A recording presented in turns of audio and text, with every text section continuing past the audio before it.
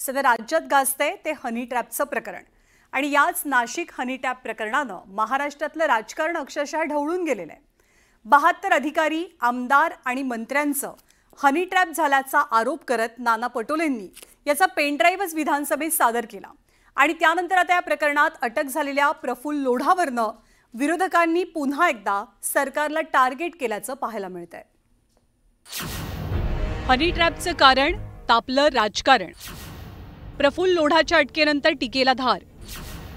राऊत आणि खडसेंचा भाजपवर थेट प्रहार। विरोधकांवरही सत्ताधाऱ्यांचा पलटवार। लोढावरती कोणत्या केसेस दाखल झाल्या? हनी ट्रॅपच्याच आहेत ना हनी ट्रॅपच्या। कोणाबरोबर फोटो आहे आणि याची सूत्र जामनेरमधून हल्लेली आहे। हे प्रकरण त्या 72 अधिकाऱ्यांचं नाही आहे। हनी ट्रॅपिंगचा विषय वेगळा आहे आणि याच्यामध्ये अधिकारी वगैरे नाही दिसत। याच्यामध्ये अनेक राजकीय व्यक्ती असण्याचा संशय आहे। नाशिक हनी ट्रॅप प्रकरणात जळगावच्या जामनेरचा भाजपचा पदाधिकारी प्रफुल्ल लोढाला अटक झाल्यानं विरोधकांनी सरकारला लक्ष केल्याचं दिसतंय।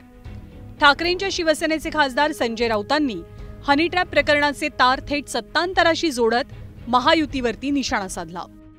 लोढावरती कोणत्या केसेस दाखल झाल्या? हनी ट्रॅपच्याच आहेत ना हनी ट्रॅपच्या।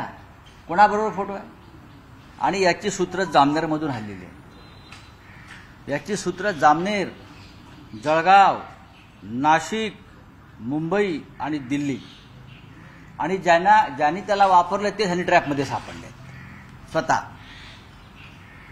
एकनाथ खडसे यांची मुलाखत घ्या या विषयावर।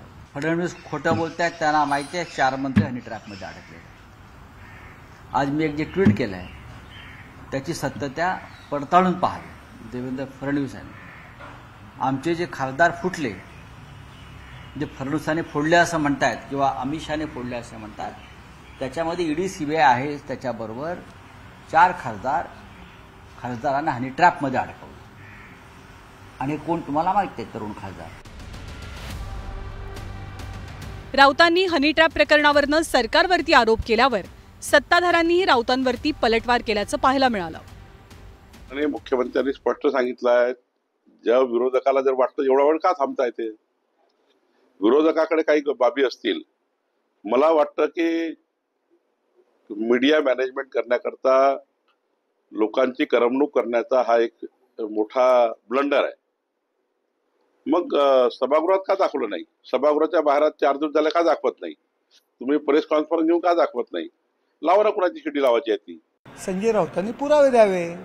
उगाच बेफाल अशी वक्तव्य करणं हा एकमेव त्यांचा उद्योग आहे आणि मला वाटतं संजय राऊतांना सिरियस घेण्याची गरज नाही, जनताही घेत नाही आणि आपणही घेऊ नये।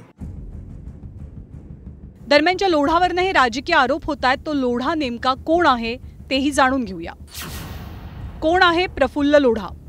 प्रफुल्ल लोढा जामनेर तालुक्यातील पहूरपेठचे रहिवासी आहेत। त्यांची गावात वडिलोपार्जित शेती, एक प्लॉट, सिनेमा थिएटर आणि विविध ठेकेदारी व्यवसाय आहेत। महाजन सरपंच असल्यापासून भाजप कार्यकर्ता ते आरोग्य सेवक म्हणून 20 वर्षांचं काम आहे।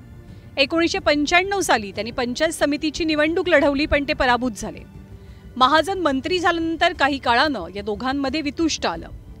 गिरीश महाजनांना शह देण्यासाठी त्यांनी राष्ट्रवादीत प्रवेश केला। एक बटन दाबलं तर सगळं काही उघड होईल असा दावा महाजनांचं नाव न घेता केला। दरम्यान आता एकनाथ खडसेंनी हनी ट्रॅप प्रकरणात अटक झालेल्या प्रफुल्ल लोढाच्या SIT चौकशीची मागणी केली आहे। जेवढं खोदाल तेवढं याच्यामधून जास्तीत जास्त बाहेर निघू शकतं, म्हणून माझी विनंती आहे देवेंद्रजींना की याचा तपासासाठी SIT स्थापन करावी, त्या माध्यमातून खोलवर जावं आणि हे सगळे पुरावे, त्याचा प्रफुल्ल लोढाच्या आधीच बोलणं, संभाषण, त्याच्याकडे काय पुरावे आहेत ते बघणं। तो म्हणतो माझ्याकडे पुरावे आहे असं त्यांना म्हणतोच आहे तो त्याच्यामध्ये, आणि ते पुरावे त्याच्याकडनं घेणं, त्याच्याकडनं काढणं आणि त्या पुराव्यामध्ये कोण कोण आहे मला माहिती आहे, पण मी दाव्यानं सांगू शकत नाही अशी स्थिती त्याच्यामध्ये आहे।